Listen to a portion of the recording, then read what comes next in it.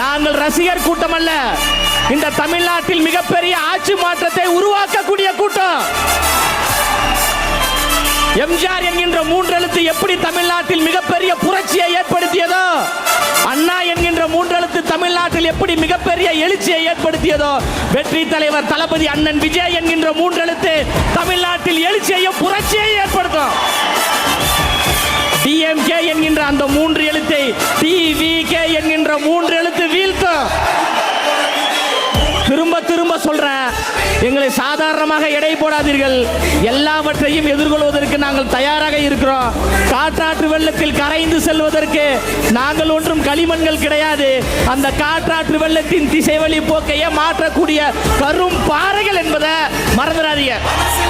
களமும் சரி காலமும் சரி எங்களுக்கு சாதகமாக இருக்கு.